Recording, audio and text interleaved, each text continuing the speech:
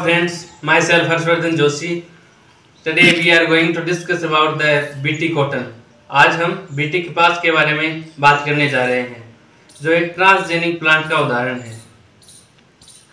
BT कपास कैसे तैयार किया जाता है? BT कपास में क्या होता है कि एक बैक्टीरिया होता है बैसिलस thuringiensis। तो जो बैसिलस thuringiensis होता है उसके कई स्ट्रेन्स पाए जाते हैं। तो strains of bacillus thuringiensis produce over 200 different BT toxin is harmful to different insect. यानी जो बैसिलस thuringiensis एक बैक्टीरिया है जो कि सॉइल यानी मृदा में पाया जाता है, वो 200 प्रकार के ऐसे BT टॉक्सिन, हम कहें टॉक्सिन या जहर, ऐसे विषाक्त जहर बनाता है जो कि कई प्रकार के इंसेक्ट के लिए हानिकारक है। तो होता क्या है कि जो ये BT टॉक्सिन्स है इस बैसिलस thuringiensis के अंदर, तो इसके जो जीन होते हैं उन जीनों को उस बैक्टीरिया से निकालकर प्लांट के अंदर ट्रांसप्लांट कर दिया जाता है। और यहाँ हम बात कर रहे हैं BT कॉटन की, तो उसके अंदर जो BT टॉक्सिन के जीन्स हैं उनको निकालकर कॉटन के अंदर ट्रांसप्लांट किया गया, और जो प्लांट उसके बाद बना उसे BT कॉटन का नाम दिया गया, जिसके अंदर जो बैसिलस thuringiensis है उसके जो BT टॉक्सिन्स हैं, उसके जो टॉक्सिन्स हैं जो इंसेक्ट के प्रति हम कहें टॉक्सिक इफेक्ट दर्शाते हैं, विषाक्त प्रभाव दर्शाते हैं, वो उसके अंदर शामिल है। तो इस प्रकार के जो प्लांट होते हैं जिसके अंदर ये जीन्स इंसर्ट करवाए गए होते हैं उसको BT कॉटन कहते हैं।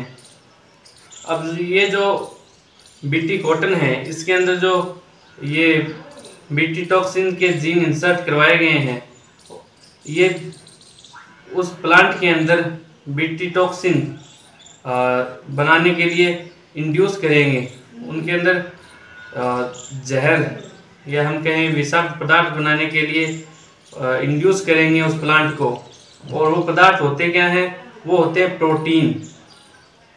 वो इस प्रकार के प्रोटीन होते हैं जो पौधे में तो इनएक्टिव रूप में रहते हैं, और जब इंसेक्ट उन्हें खाता है तो वो एक्टिव फॉर्म में आ जाते हैं। उसकी भी हम चर्चा करेंगे आगे।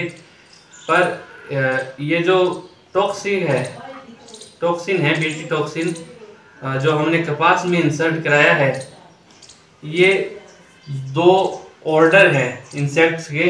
एक तो है लेपिडोप्टेरा और एक है कैलियोप्टेरा। और लेपिडोप्टेरा में 1,80,000 स्पीसीज है, और जो ये कैलियोप्टेरा है इसमें 4 लाख स्पीसीज है। तो लेपिडोप्टेरा और कैलियोप्टेरा जितने भी इंसेक्ट हैं वो इस BT टॉक्सिन के जो जहर है उससे मर जाते हैं।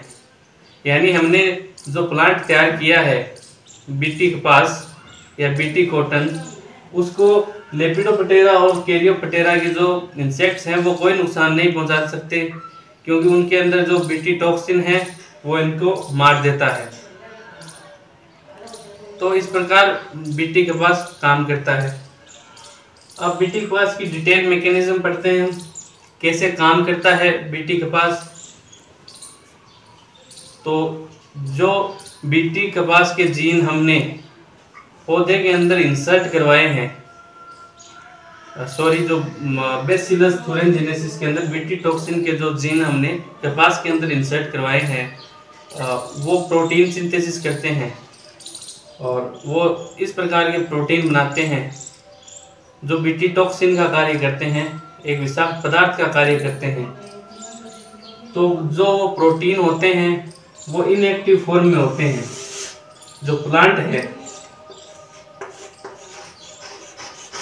प्लांट के अंदर वो इनएक्टिव फॉर्म में होते हैं, और इस इनएक्टिव फॉर्म को हम कहते हैं प्रोटोटॉक्सिन। प्रोटोटॉक्सिन के नाम से इस इनएक्टिव फॉर्म को जाना जाता है। BT टॉक्सिन के इनएक्टिव फॉर्म को प्रोटोटॉक्सिन के नाम से जाना जाता है। जब इंसेक्ट इस पौधे को खाएगा,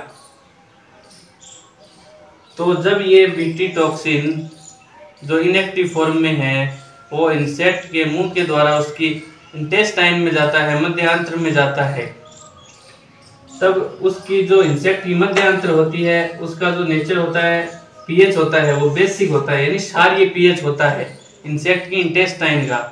और इस क्षारीय पीएच के अंदर ये जो बीटी टॉक्सिन है वो सोल्यूबल होता है, और सोल्यूबल होके इस क्षारीय पीएच के अंदर जो बीटी टॉक्सिन है वो एक्टिव हो जाता है। तो बीटी टॉक्सिन के एक्टिव होने से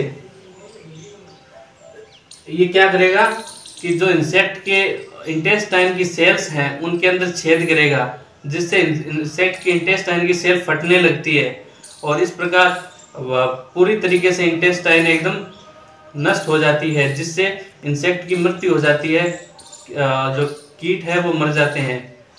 तो इस प्रकार हम कह सकते हैं कि जो बीटी टॉक्सिन है वो एक प्रकार से कीटनाशक का काम करता है, जो कि हमने बैसिलस थुरिनजिनेसिस नामक एक बैक्टीरिया से लिया है, जो कि सॉइल के अंदर यानी मृदा के अंदर पाया जाता है। अब इसकी हिस्ट्री के बारे में बात करते हैं। बीटी जो कॉटन है उसकी हिस्ट्री के बारे में हम बात करेंगे।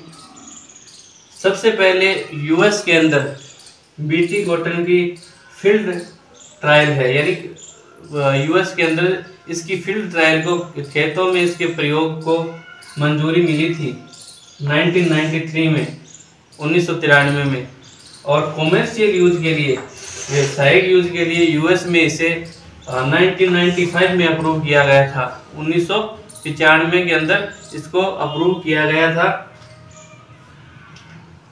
इसके बाद जो चाइना है,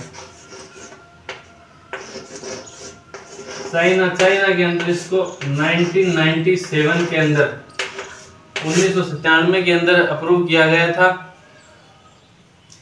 तो ये तो हो गई फॉरेन की बात।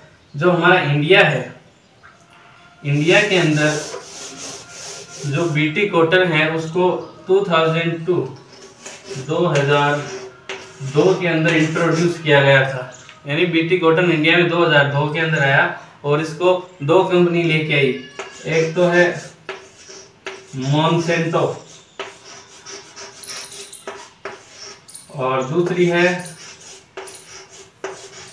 मैको। ये जो मॉन्सेंटो कंपनी है ये यूएस की कंपनी है, जिसने सबसे पहली बार जो बीटी कॉटन है उसको तैयार किया था।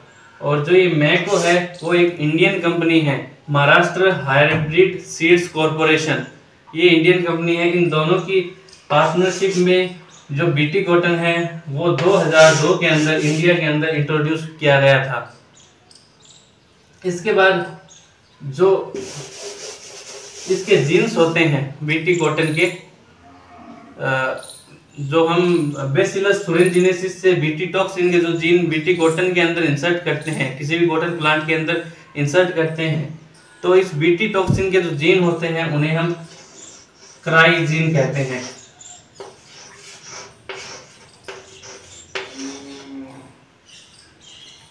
और जो बीटी कॉटन है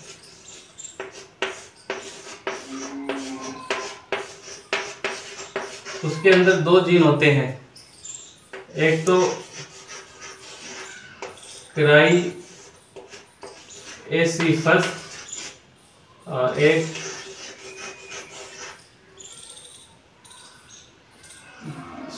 यहाँ पर ये क्राई फर्स्ट एसी और क्राई सेकंड ए बी।